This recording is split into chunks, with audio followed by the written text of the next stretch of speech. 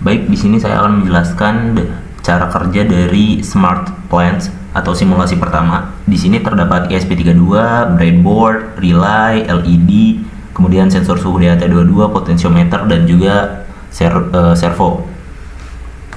Nah, untuk sensornya sendiri di sini ada masing-masing fungsinya berkaitan dengan akuator gitu. Jadi si potentiometer ini bakal ngukur tingkat kadar air dalam tanah ataupun ya seperti itu, dan kalau kadar airnya di bawah 30% maka otomatis LED akan menyala. LED ini sebagai representasi dari pompa air, karena nggak ada pompa air jadi ganti LED. Ketika LED nyala artinya pompa air nyala, LED mati pompa air mati, seperti itu. Kemudian DHT22 ini untuk mengukur suhu atau temperatur, jadi ketika suhu di bawah 30 derajat maka si servo ini bakal menutup karena suhu tersebut sudah ideal bagi tanaman. Oke, jadi ini adalah tampilan bling yang saya mirroring dari HP, sudah disesuaikan juga gitu. Dan kita langsung simulasi di sini. Ketika temperaturnya di bawah 30 derajat, maka dia otomatis akan menutup si servonya, atau ventilasi atau jendelanya bakal nutup.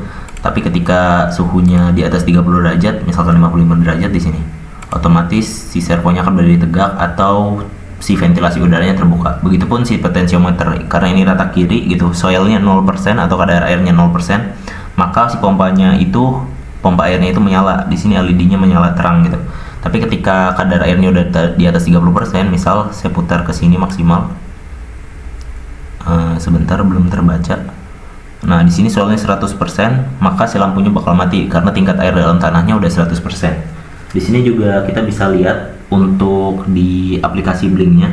Jadi untuk V0 itu adalah untuk monitoring suhunya, kemudian V1 itu untuk tanah, dan V2 itu untuk pompanya, seperti itu. Baik, jadi ini sudah di rangkaian kedua, yaitu smart security. Di sini saya akan langsung saja untuk jalankan si sistemnya dan blinknya juga. Di Blink ini ada 3 tampilan. Yang pertama itu ada V4 untuk menampilkan V4 untuk menampilkan intensitas cahaya, V5 untuk jarak, dan V6 itu untuk status alarm.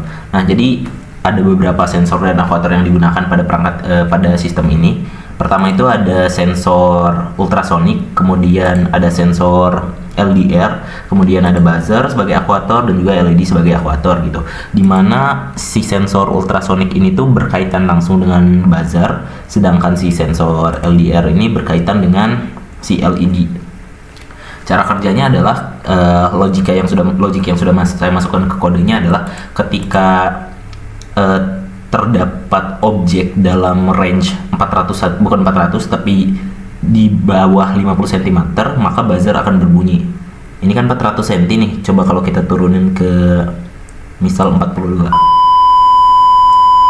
ya otomatis si buzzer akan berbunyi. Dan di sini ada status baru menjadi angka 1, di mana artinya kalau 1 itu buzzer berbunyi dan kalau 0 itu buzzer mati. Saya naikkan ke, nah itu berubah dari 1 ke 0, artinya buzzer mati. Dan di sini ada tampilan di blinknya sendiri bahwa jaraknya 148 cm gitu si objeknya. Yang kedua yaitu dari si sensor LDR. Nah, jadi itu fotoresistor yang akan mendeteksi intensitas cahaya dalam satuan lux, satuan intensitas cahaya.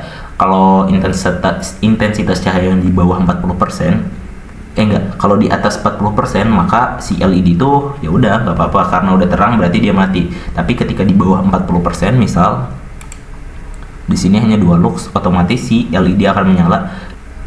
Untuk perbedaannya sendiri antara simulasi kedua ini smart security dengan simulasi pertama yaitu smart plant, logiknya kalau smart plant itu kan tujuannya itu sustain atau menjaga kondisi gitu. Jadi menjaga kondisi kelembaban tanah dengan pompa air dan juga menjaga suhu udara dengan ventilasi atau servo itu.